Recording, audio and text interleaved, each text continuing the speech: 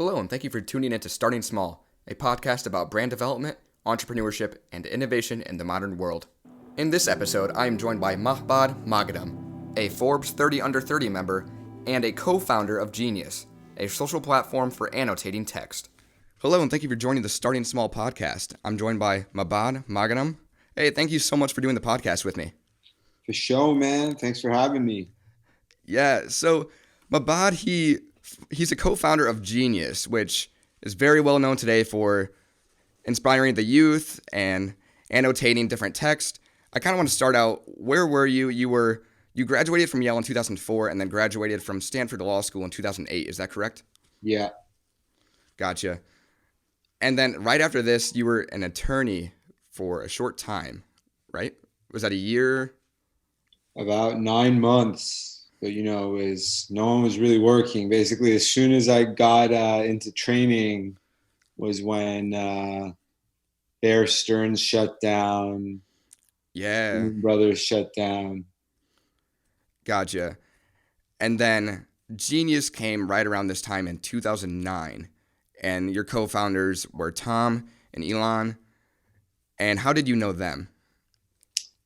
Well, Ilan, they were 2 years younger at Yale. So Ilan I knew in college. He was roommates with my boy Rod, who is my friend from Arabic class.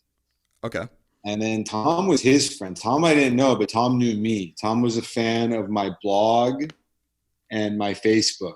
I was early Facebook power user, so he was kind of like my lurking Facebook fan. Yeah. So what would you do on your blog and Facebook? What was it typically about?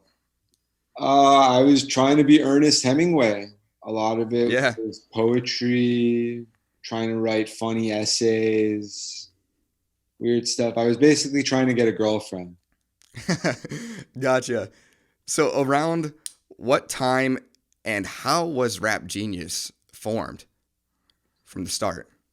I was on a furlough from my firm. The firm was like, we'll give you 1/3 of your salary. Go do whatever you want. Go intern for Warren Buffett. Oh my gosh. And then, I was supposed to go to Omaha, but then the same night was when Tom built Genius. He came up with the idea based on me telling him the meaning of some lyrics. And he stayed up all night. The next morning it was ready. And I put up a Cameron song. I made a bunch of incorrect annotations on it. What song was that?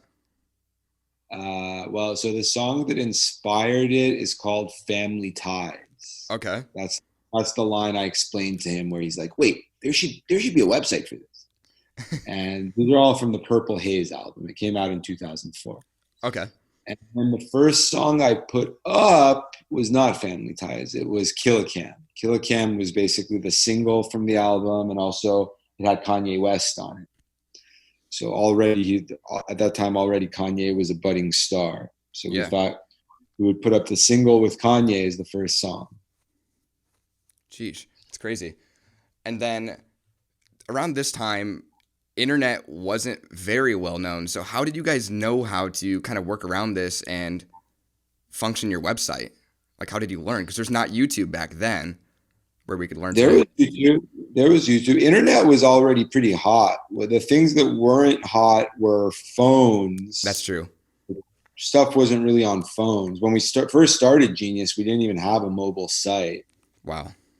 But then again, I think about a few months after we started is when Instagram started. Oh, wow. And they were the first ones to kind of get that phone is what makes you cool. Yeah. I'm pretty sure Instagram was the first thing that launched the app before the website. Okay. And their website still isn't that good. Like, they just did some updates, but for some reason they never want to make it that great. Yeah. But yeah, at that time, people weren't really into phones, and then no one knew how to code. Like, I remember when I first met Tom because he was Ilan's roommate. Yeah. And Ilan's like, Ilan was visiting his grandparents. So he's like, Tom's getting home tonight. You're going to love it. You guys are going to love it. So I sat with him for a while and I was like, wow, this kid is kind of a prick. He's kind of a weird. So I told that to Ilan the next day. And then Ilan was like, Tom knows how to code, you idiot. You have to be his friend. He's going to be rich. And I was like, wait. And I'd never even thought to, I wasn't an internet guy. So it never occurred to me like, oh, there's people who actually build these websites. And then, Yeah. wait, so this guy can build websites. That's insane. And That's back crazy. then, no one could do it. Like now I meet, kids in their early 20s. Everyone, it seems like, knows how to code, even like English majors. Yeah. But back then, the only interaction I had one roommate from my year who took like intro to computer science, and he got a C. And I was like, why did you even take intro to computer? Like, you want to be tech support or something? Yeah. Like when I graduated, no one even thought of tech as a job. Basically, everyone wanted to work for Goldman Sachs. That was the ultimate dream job if you were a 2004 Yale. Gotcha. It's funny though, because I had classmates. So my class had the founder of Pinterest. Wow. And Mike Seibel. He was actually my friend. We were in the Yale Political Union together. He's the CEO of Y Combinator now. And also Justin Can, who started Twitch. Wow. That's insane. So around 2011, you guys had this thing rolling around 2011, and you guys reached out to Y Combinator. Is that right? Well, we applied to YC in 2010 and got rejected. Okay. And then Justin Can, who I went to school with him, but I didn't know him, but he wrote a blog post basically saying, I love Rap Genius. Yeah. And I was living in Berkeley at the time. Tom and Ilan were in New York. So I emailed Justin, and he's like, yeah, come to the Twitch office. So I went to his office, and he was like, yo, you guys should apply for Y Combinator. And I told him, yeah, we applied. We got rejected. We just decided we're going to start monetizing. And he's like, no, apply again. I apply again. So I didn't even know you could apply again, but we applied again and we got in. Wow. Yeah, now that's something I'm kind of a big Y Combinator advocate. Yeah. That's kind of one of the rules. Like, you have to just keep on applying, and you need to get FaceTime with someone who's connected. It's way better than just like, cold application. Yeah, for sure. And then, I think it's the best place to start. I'm affiliated with Mucker Capital, which is kind of like the alt Y Combinator, and they're really cool too. They had a huge exit, $5 billion exit last year with Honey. So they're blowing up. Wow. But YC is like the Harvard of startups, basically. So I get so frustrated when you run into people who are like, wait, but do I need YC? And that's the same as saying, do I need college? Yeah. So what did you guys spend like the initial funding on? This created your offices in Brooklyn, New York, right? Is that where it was utilized? First, we were basically just all living together. And then the offices, we lived together in Menlo Park. And then when we raised our angel round, I didn't want to be in New York. So basically, to apologize for me that they wanted to be in New York, they only got an apartment in New York, but they also let me get a house in Malibu. So we had like a beach house. It was pretty cool. Yeah. I actually love that house. And then we were all living there too, but then it just kept on growing. Like after we raised $15 million, we still didn't want to move. So we ended up actually getting the entire penthouse of an apartment building. It's actually an apartment building that belongs to Jared Kushner. Wow. And the building started getting mad. They were like, okay, you got to move to a real office. And then we moved to a real office right around the time that I left. Is that in Brooklyn? It's the other Brooklyn. The place I live is where our OG office was in Williamsburg. Okay. Now it's in Gowanus. In general, tech stuff, though, office is not. A lot of people in Y Combinator spend it just on where they live because, why not? That way it's like, tax-free perk. But in general, for startups, your only expense is salary. That's the only thing you raise money for. Yeah. And if you have people who are willing to just work for equity, you basically never need to raise money. Okay, so back to Rap Genius. Who were a couple of your first investors outside of Y Combinator say such as rappers who were annotating their own lyrics and came in and saw this project that it was booming and wanted to invest themselves? Ashton was our first investor. The first guy who we pitched to, I forgot his name, Ron Roth. Ron Roth. He's like an Israeli baller. He gets tables at all the nightclubs. So we pitched to him just because we were like, this guy's cool. We want him to invest just so he'll be cool. And then he said no. He tried to get like a low ball. He tried to get a low ball deal. Oh no. But then I think he hooked us up with Ashton. He was homies with Ashton. Well, also Ashton was really into it at demo day. He came to demo day, and then he said the reason why he decided to invest is he was mentoring an R&B singer. Yeah. And then right when he was talking with his partner about Rap Genius, right when they were talking about us, the kid he was mentoring sent him a Rap Genius link. Okay. Not even about the site. It was big. He wanted to tell him Lil Wayne gave you a shout out on his new song. Like Lil Wayne mentioned Ashton Kutcher on his song Blunt Blowin'. Yeah. Yo, check it out. Lil Wayne talks about you in this song. And then he sent him a link to the Rap Genius annotation. That's awesome. Of the song. So he was our first investor. He invested at a good valuation. He allowed us to get other celebrity. He's the one, I think his partner is the one who introduced us to Troy Carter. Troy Carter is like the biggest music industry tech baller. He knows all of the music industry people.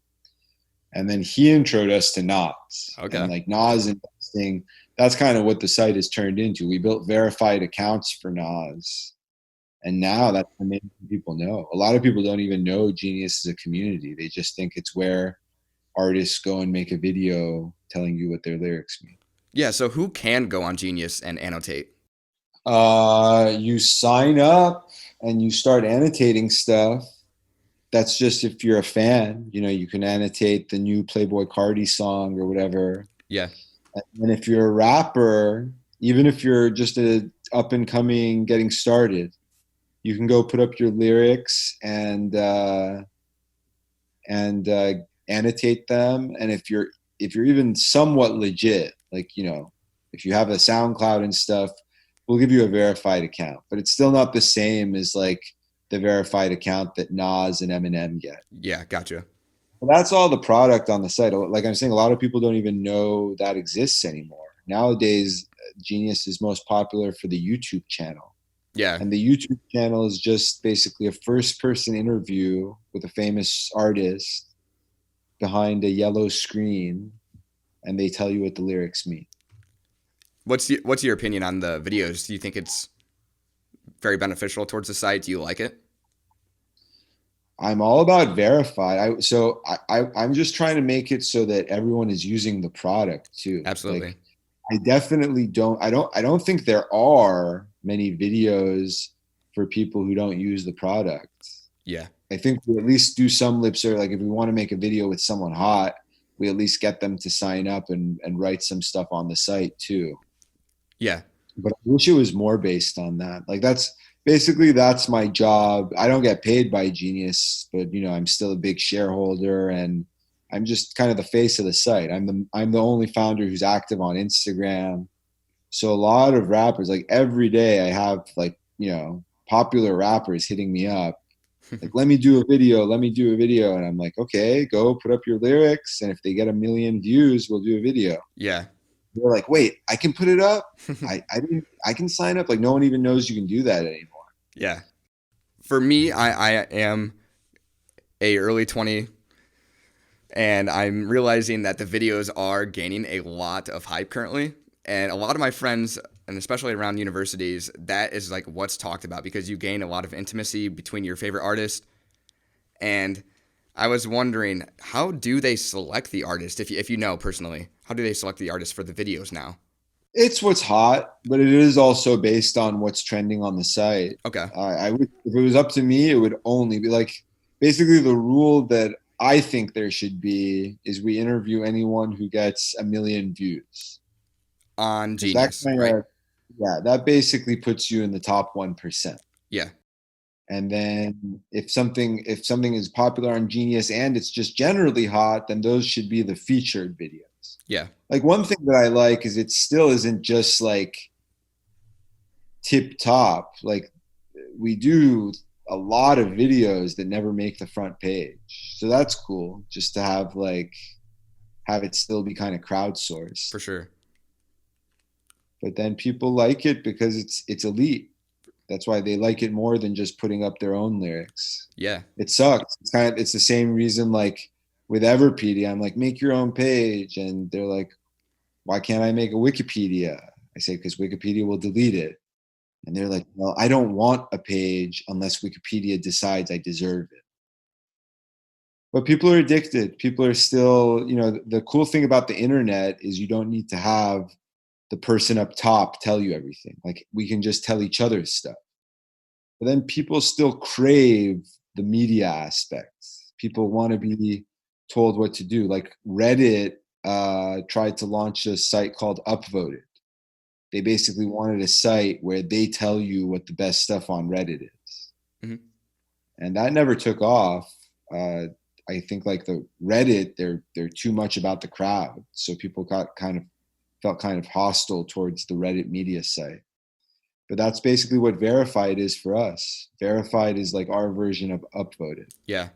So I don't think a lot of people understand, but Genius is not just lyrics. You guys also offered like poetry and books and different plays. Is that correct? What did you guys offer besides the lyric side, besides the music?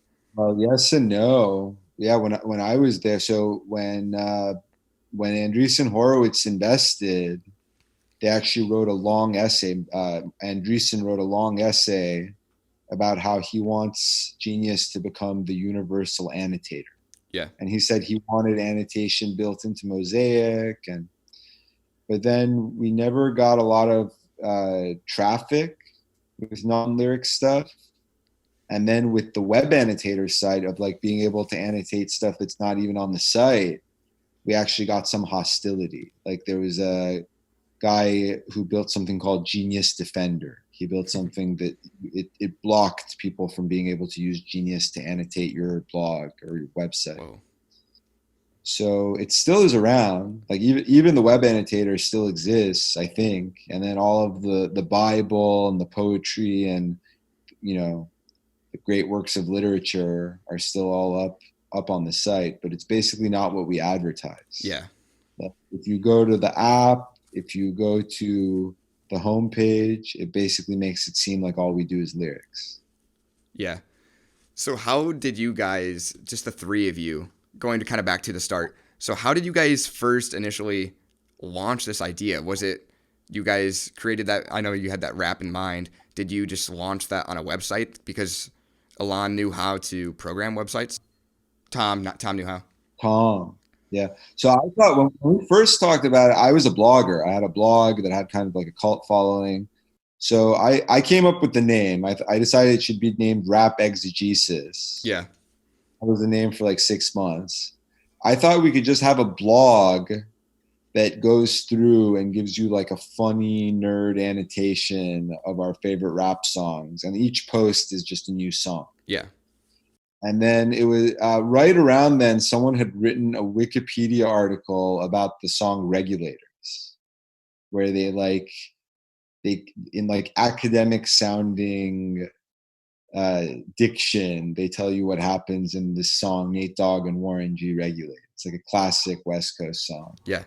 So I was cracking up. Wikipedia obviously ended up taking it down, but it was trending on Reddit. I was cracking up. So I thought we could do something like that.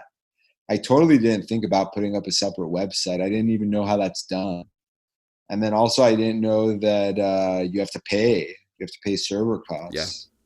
But for the first 6 months, Tom was paying the server costs out of his pocket.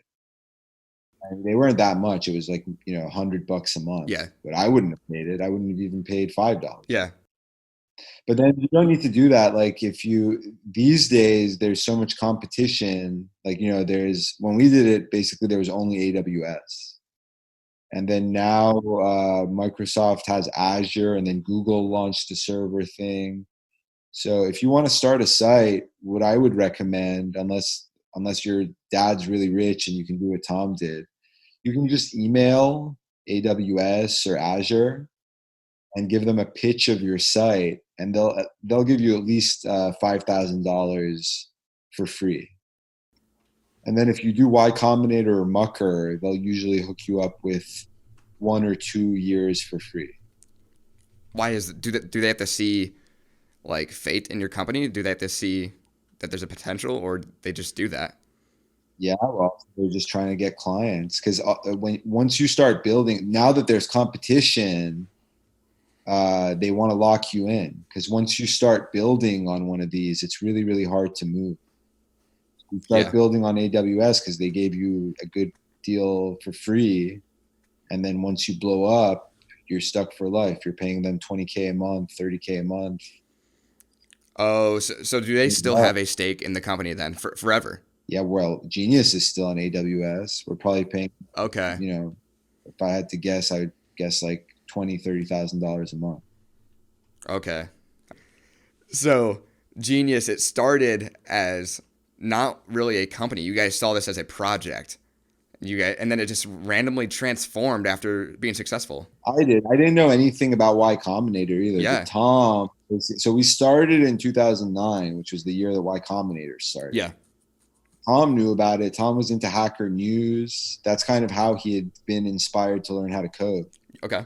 He was a big Hacker News person. He was a big Stack Overflow person. So he really wanted to get into Y Combinator, and he had built other apps too. Like right before Genius, he built an app called BetterMetroNorth.com. Okay. Which is basically the better version of MetroNorth.com. That's the site that gives you the train schedule for the train that goes from New York City to Connecticut. Yeah. So he was like, wait, should I apply with Better Metro North? Should I apply with Genius? So then he, last second, he decided to apply with Genius, and then we got rejected. Ooh. So if you can share one piece of advice to an aspiring entrepreneur who's like going into the tech world and kind of wants to start their own platform online, and it's something that you might not have done, what would you recommend?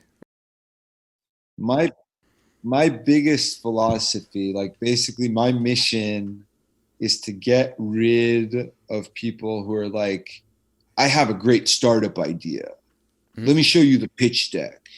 I'm looking for a technical co-founder.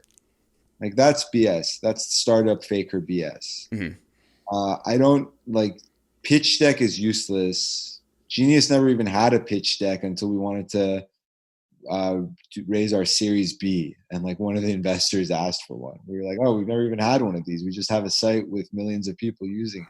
Yeah. And that's what you need. You basically need Tom built it in 24 hours. You need to code. You need to build it in 24 hours. No one else is going to build your idea. You're never going to find a technical co-founder. And the worst is thinking you can pay someone to build it for you. And this is most startups. The majority of startups that raise money, even millions of dollars, they're like, okay, we're going to go and hire a CTO. You're never going to hire a CTO. Those are all the startups that fail. Every single one that's okay, we have the pitch deck. We just raised $10 million. Now we're going to hire a CTO. Those are the ones that they never even get the project off the ground. Well, learning what you had to say about Genius and kind of the inspiration and the funding behind it was super interesting to me, and I can't wait for the listeners to hear this, because it is really interesting how the journey has really moved along from 2009 all the way until now. And I really appreciate you coming on the podcast with me today. It means a lot.